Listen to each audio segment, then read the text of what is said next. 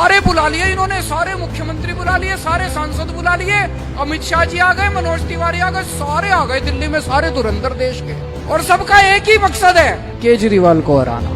सारे लगे पड़े हैं मेरे पीछे, अपनी जान भी दांव पे लगाई देश के लिए, और ये कहते हैं कि केजरीवाल आतंकवादी है। अब निर्णय आप लोगों को करना है कि आप मुझे अपना बेटा मानते हो या आतंकवादी मानते हो।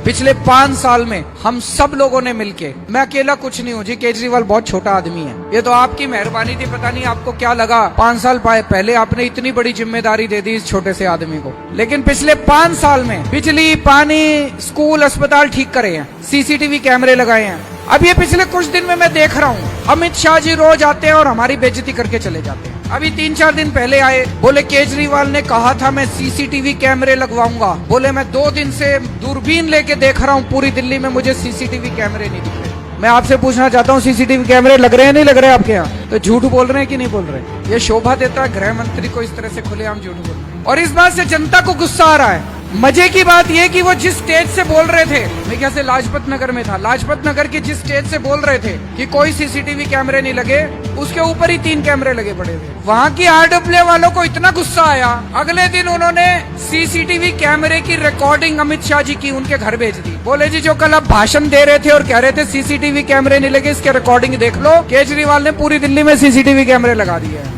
फिर अभी 2 दिन पहले आए, बोले दिल्ली की पढ़ाई बहुत खराब है, दिल्ली में बच्चों की पढ़ाई बहुत खराब है। भाई साहब, इस साल दिल्ली के सरकारी स्कूलों के नतीजे 96% आए हैं, 96% नतीजे। भारत के इतिहास में 70 साल में किसी भी पार्टी की सरकार ने कहीं भी पूरे देश में सरकारी स्कूलों के नतीजे 96% नहीं आए, 96% नहीं आए। ये केजरीवाल ने नहीं करा, हमारे बच्चों का कमाल है। मैंने पढ़ाई थोड़ी करी थी, हमारे बच्चों ने पढ़ाई करी थी, हमारे बच्चों ने मेहनत करी थी, रात रात भर पढ़ाई करी थी। उन बच्चों के माँ बाप ने रात रात भर उन बच्चों को पढ़ाया था, उनके टीचर्स ने पढ़ाया था, टीचर्स ने मेहनत करी थी, तब 96% नंबर आए थे। इस साल हमारे 450 से ज्यादा सरकारी स्कूलों के बच्चे, 450 से ज्यादा बच्चे आईआईटी का पेपर पास करा उन्होंने। आईआईटी, जिनको नहीं पता, आईआईटी देश के सबसे बड़े इंजीनियरिंग के इंस्टीट्यूट है। मैं आईआईटी से पढ़ा हुआ हूँ, मैं भी इंजीनियर हूँ। बहुत मेहनत करनी पड़ती है आईआईटी पास करने के लिए, ऐसे ही नहीं होता। पूरे देश में 15 लाख बच्चे बैठते हैं आईआईटी के लिए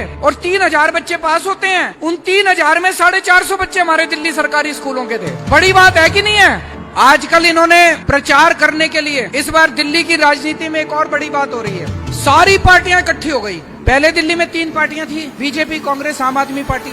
अब ये सारों ने गठबंधन कर लिया इस बार। BJP, Congress, JDU, RJD, LJP, पता नहीं कितनी पार्टियां उठा के ले आए पूरे देश से, और सारे मिलके इनका सबका एक ही मकसद है, केजरीवाल को हराना। इनके पास दिल्ली का कोई विजन नहीं है। बीजेपी ये नहीं बता रही कि इन्होंने एमसीडी में 10 साल में क्या काम करा। ये कहते हैं हमने सीसीटीवी कैमरे नहीं लगाए, हमारे स्कूल खराब है। रे तुम बता दो, तुमने एमसीडी में क्या काम करा? तुम्हारे को दिल्ली के लोगों ने एमसीडी की जिम्मेदारी दी थी, एक काम बता दो। तुमको दिल्ली के लोगों ने पुलिस की जिम्मेदारी थी, एक काम बता दो। पुलिस से दुखी रहती है कि नहीं रहती जनता? आप अपने काम गिनाओ, अच्छे काम गिनाओ। अब ये सारी पार्टियां इकट्ठी हो गई है, और अब ये इससे भी काम नहीं चला इनका। अब ये सारे अपने 200 एमपी लेके आएंगे बाहर से। अमित शाह जी लगे हुए हैं पहले खुद ही, मनोज तिवारी लगे हुए हैं। कल गुजरात के मुख्यमंत्री आके मेरे को गालियां दे रहे थे। वहाँ पे जो जनता थी, जनता ने पूछा उनसे, उन्होंने पूछा विजय जी ये बताओ, रूपानी साहब ये बताओ, गुजरात में बिजली क्या रेट है? वो बोले 10 रुपए यूनिट। तो जनता बोली जी यहाँ तो हमारे केजरीवाल ने फ्री कर रखी है बिजली। तो बोली आप जाके पहले अपने गुजरात को संभालो ना,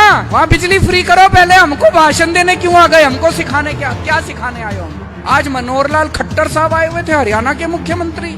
सारे बुला लिए इन्होंने, सारे मुख्यमंत्री बुला लिए, सारे सांसद बुला लिए, अमित शाह जी आ गए, मनोज तिवारी आ गए, सारे आ गए दिल्ली में, सारे धुरंधर देश के, और सबका एक ही मकसद है, केजरीवाल को हराना।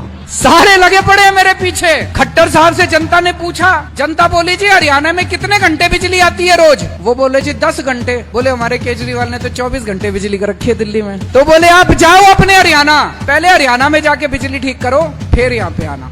मेरे को किसी ने वोट दिया कि नहीं दिया, लेकिन एक बार जब मैं मुख्यमंत्री बन गया तो मैं सबका मुख्यमंत्री हूँ। बीजेपी वालों का भी हूँ, कांग्रेस वालों का भी हूँ, आम आदमी पार्टी वालों। 5 साल मैंने सबका काम करा है। मेरे पास कोई बीजेपी वाला आया, उसका भी काम करा। हमने स्कूल बनवाए, अच्छे स्कूल बनवाए, उसमें बीजेपी वालों के बच्चे भी पढ़ते हैं, कांग्रेस वालों के भी पढ़ते हैं। तो मैं बीजेपी और कांग्रेस वालों से एक बात कहना चाह रहा हूँ, हाथ जोड़ के। मैं आपको अपनी पार्टी छोड़ने को नहीं कह रहा, आप अपनी पार्टी में रहो, लेकिन इस बार वोट सारे जने झाड़ू पे दे देना। वो इसलिए कि भाई साहब हमारे दिल्ली के स्कूल और अस्पतालों का बहुत बुरा हाल था। 5 साल में बहुत मेहनत करके ठीक किए हैं हमने। अब अगर आपने दूसरी पार्टी को वोट दे दिया तो ये फिर खराब हो जाएंगे। मैं अपने लिए वोट नहीं मांगने आया, दिल्ली की तरक्की के लिए, देश की तरक्की के लिए, अपने स्कूल अस्पतालों के लिए, आपके बच्चों के भविष्य के लिए, आपके परिवार के स्वास्थ्य के लिए। इस बार झाड़ू पे सारे जने वोट दे देना, अपनी अपनी पार्टी को भूल के।